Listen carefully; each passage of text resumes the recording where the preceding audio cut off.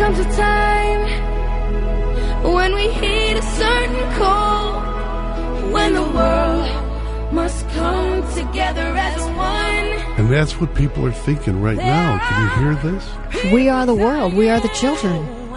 We're the children. We're the children Of the Chicago Public Schools. And does anybody care about us?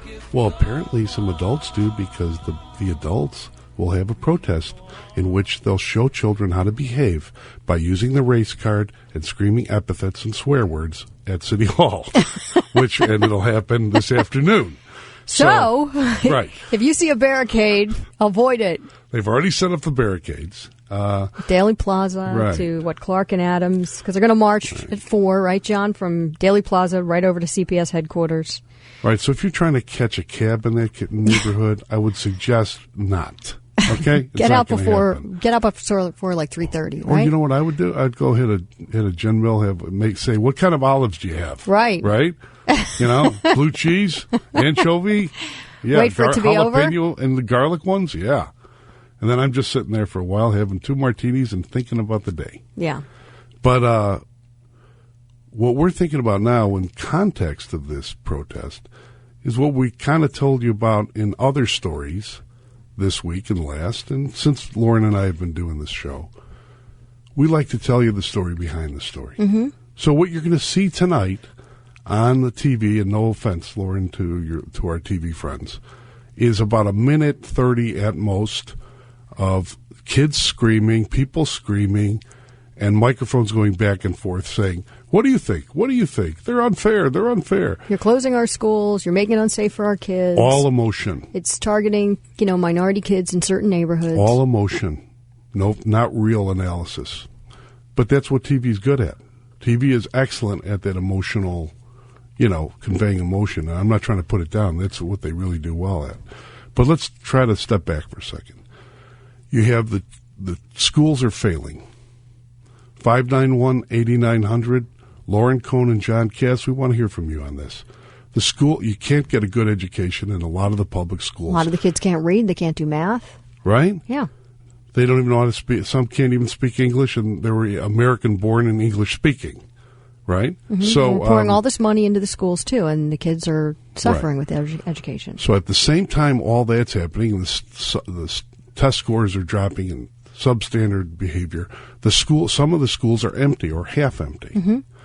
So Rahm Emanuel decides to close them, right? Save money because there's no money. The schools are $1 billion in the red. You got to close them or charge more taxes. At the same time, Rahm Emanuel is pushing charter schools. And charter schools, he is basically disemboweling the public school system and replacing it with the quasi-private charter school system. And here's the problem with that.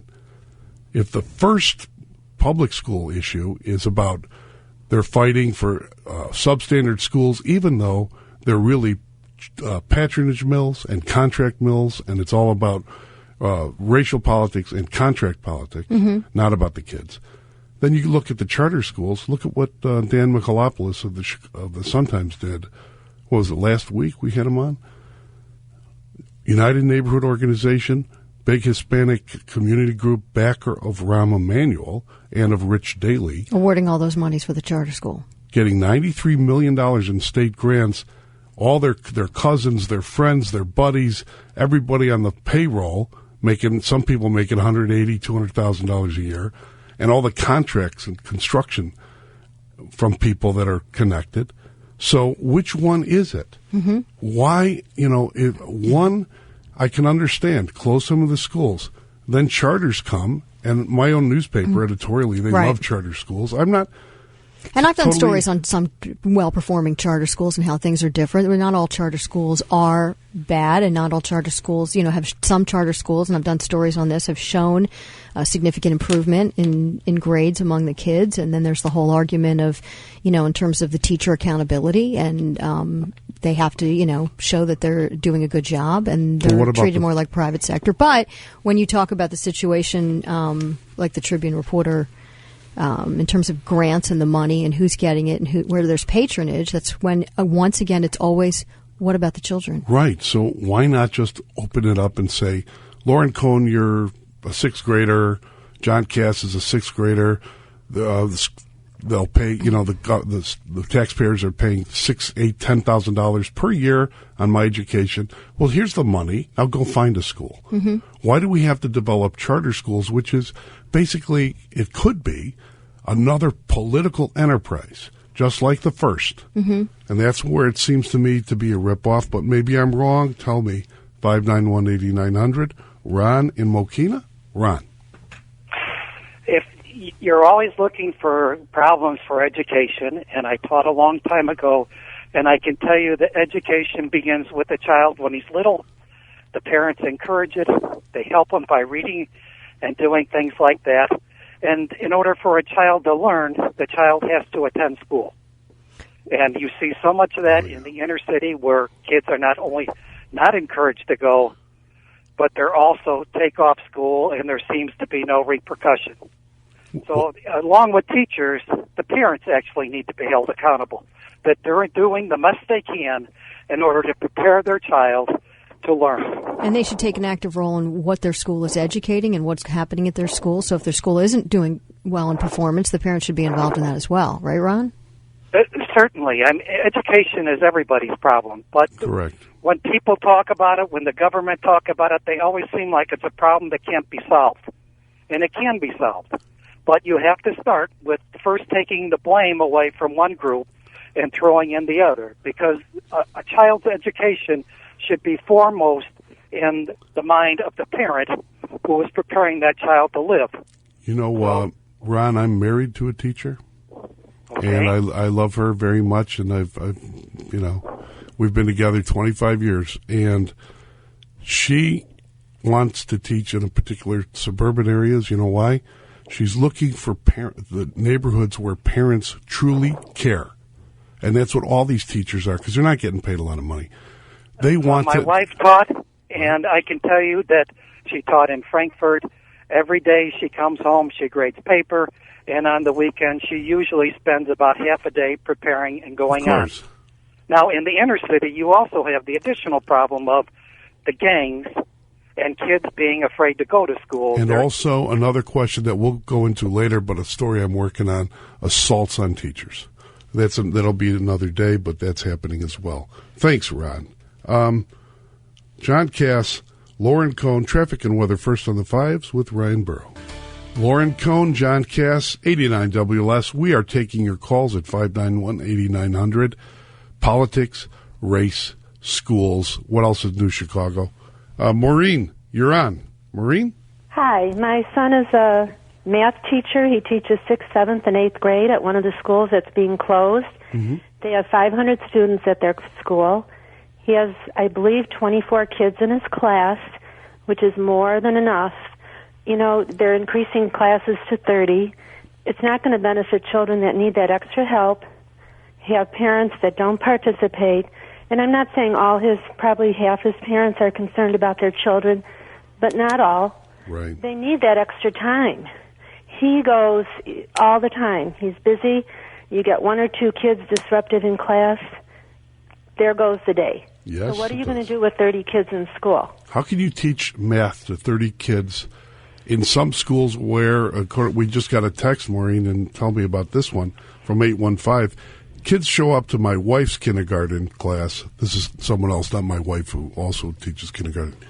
Kids show up to my wife's kindergarten class who don't know their colors. I don't know how to prevent my kids from learning them.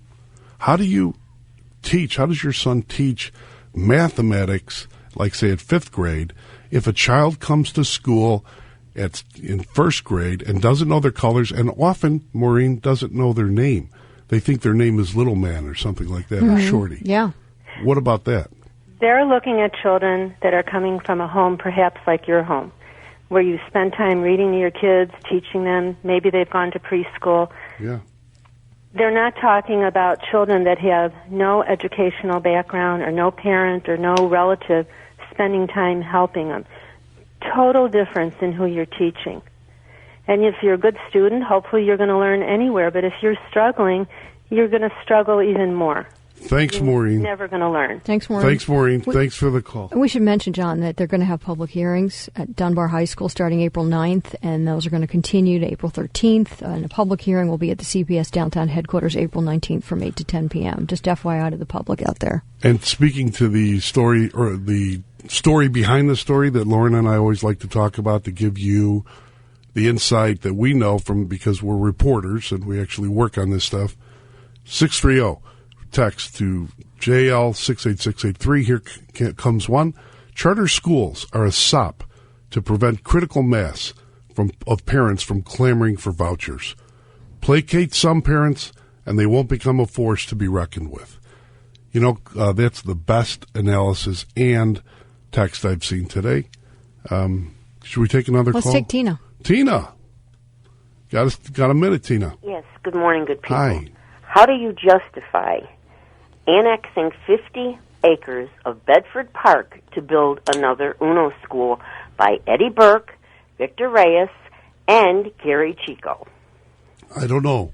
Lauren? Let's ask Rahm Emanuel. I don't think you ask Rahm Emanuel there, Lauren. Who do you think you ask? You start with Eddie Burke, Mm-hmm. and then the Director of Education for the state of Illinois. Why would you annex 50 acres? The cost of this has got to be astronomical. Tina. And we're going to close 54 schools, displace 30,000 students, but we're going to send them to Bedford Park. Who's going to transport them, and who's going to pay for that? Tina, who's the boss? There's a whole bunch of There's them. one, That's Tina, Mikey. on the southwest side in Bedford Park.